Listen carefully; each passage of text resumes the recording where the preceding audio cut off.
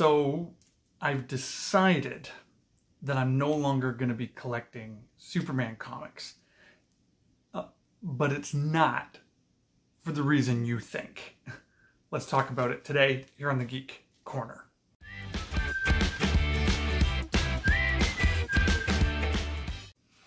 Hey there everybody, it's Rev Kev. Pray you're having an amazing day today.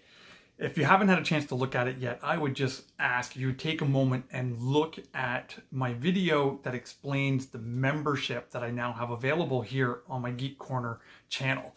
It's a great way that you could be blessed and you could be a blessing to other people at the same time. So please check that out and consider becoming a member here at the channel. And for everyone who's a part of the community, just liking, the commenting, the subscribing really means the world to me. Thank you so much for being a part of the community here. So, as you know, if you are a regular here at in the Geek Corner community, I am a big Superman fan. Like, I'm a big Superman fan. Like, even every time I leave my house, I'm a big Superman fan. I have been collecting Superman comics since the 1980s, probably about 1986 when John Byrne revitalized Superman. That's when I started buying. So I've got boxes and boxes and boxes of Superman comics. So making the decision to stop collecting Superman was not an easy decision, but it's one I needed to make. And now let me explain why. And the reason I'm explaining it is because I'm getting people reaching out to me and commenting as I try to have a conversation about this with other people on social media, platforms like YouTube or wherever, where people make a pretty bold assumption about me, where they go, well, you're a Christian and you're a pastor, so obviously you're going to be mad at the direction of Superman and you're just not going to buy it anymore because you're a Nazi and because you're a racist and because you're a homophobe and because of the announcement of Jonathan Kent coming out as bisexual in the Superman Son of Kal-El series, which is going to be coming out in 2 issues from now. That story is going to drop because that was just announced this week. But here's the reality. That's actually not accurate in any way whatsoever. Even though I'm a Christian, even though I'm a pastor, I actually have a lot of people in my life who do not believe like I believe. I know that sounds crazy because usually like attracts like and we just hang around in our own little echo chambers as people. But I have friends and family who are part of the LGBTQ plus community. I surround myself. I have lots of friends who are atheists. I have friends who are Muslim. I have friends from the Baha'i faith. I have friends from everything in between. Like, I don't just surround myself with people who think like me because I actually think it's really important for me in my role as a leader in our city and in our community to have my core convictions and have my core beliefs, but learn how to be respectful of other people's beliefs as well. So my decision to stop collecting Superman comics has nothing to do with that. It really just comes down to the stories are boring. They're really bad. And I've been giving it probably about 2 years. I've been waiting for the ship to turn around. I mean, it was kind of crazy where Superman has just really struggled finding a writer who gets the character. I started in the New 52 when they were revamping Superman, trying to make him a little darker, trying to make him a little bit more Kryptonian, less feeling, less human.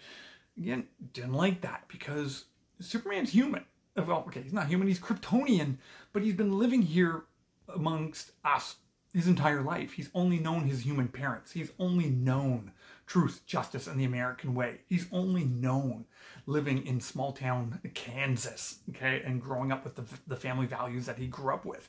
He didn't grow up Kryptonian, so he's not a Kryptonian. He's not dark. He's not brooding like Batman, and I hate whenever they try to make Superman dark and brooding like Batman. It just doesn't work, okay?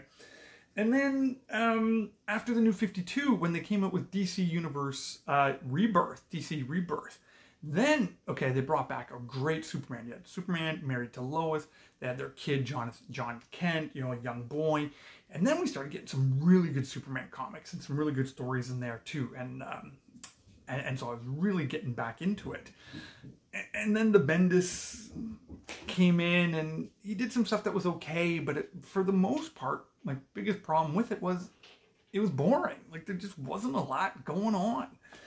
And then now with Superman, Son of Kal-El, I mean, we're 3 issues into this series, and it's boring. Like, it's so boring. It's focusing on the wrong thing. Like, even they just dropped the cover for, you know, issue number 7 that's going to be coming out. That just dropped today, and it just shows me where this is going. And I actually think the direction it's going is an insult to Clark Kent. It's an insult to the legacy of Superman. See, now here's why. See, is Superman has the power, the power to change the world. He's the most powerful being on the planet. He could do whatever he wants, but he never uses his power that way. He uses his power to bring hope and to encourage humanity to seek a better life, to seek a better world. And he's leading by example. Like it's really living out, you know, one of the verses that the Apostle Paul writes where he says, follow my example as I follow Christ, right? That's what Superman's trying to be. He's an example, right? And so I get what they're trying to do with this whole John Kent protesting everything and protesting the environment and protesting the government and protesting about refugees and things like that. And I have no problem with protesting. I think protesting is a good and an important thing in a free and just society. But I think what's gone too far in our culture today, and I think this is why this is a bad example for readers, is the protesting that we see more and more and more and more is people just publicly whining, wanting someone else to do the hard work. It seemed like less and less we see people rising up wanting to do the hard work to make change happen. And that's what Superman does. That's his example. His example is he does the hard work, that he's willing to sacrifice his own wants, his own desires, his own family, his own life in order to be that example to other people. It's so easy to go and protest and complain so that someone else has to work. I remember I was talking about this with my kids just a couple of years ago because their school was doing one of these walkouts on, you know, the environment. Now again, I'm all for fixing the environment. I have no problem with this. But I was talking with my kids about this going, well, how does you walking out of school for 3 days actually bring about change and helping the environment?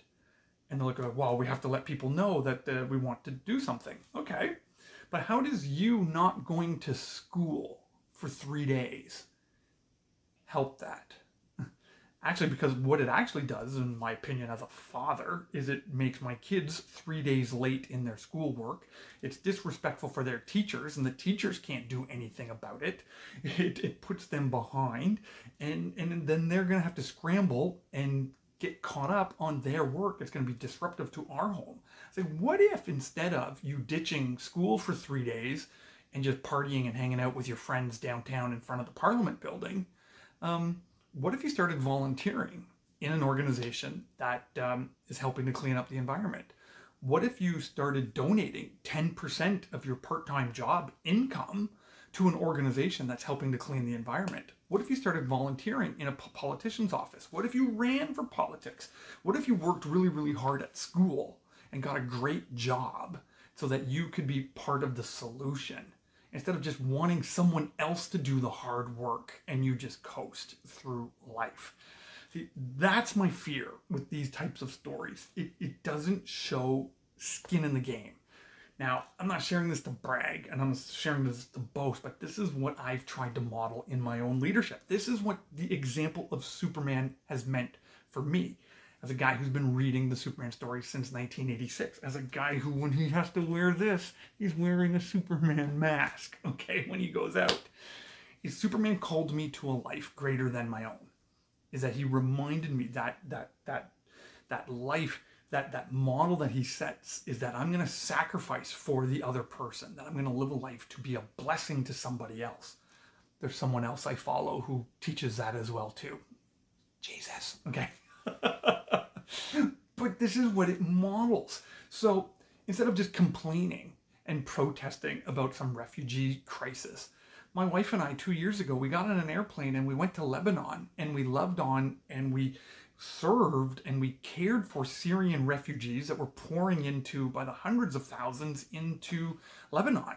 And we went with a team of doctors and nurses, and my job was to distribute the medication. They'd see a doctor, they'd see a nurse. They couldn't afford drugs, they couldn't afford to see a doctor. There was no way for them to get medical support.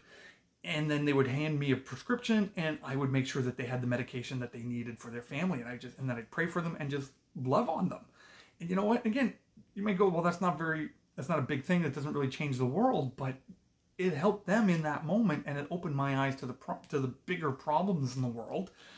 And now I still am involved with these types of mission trips and these types of work.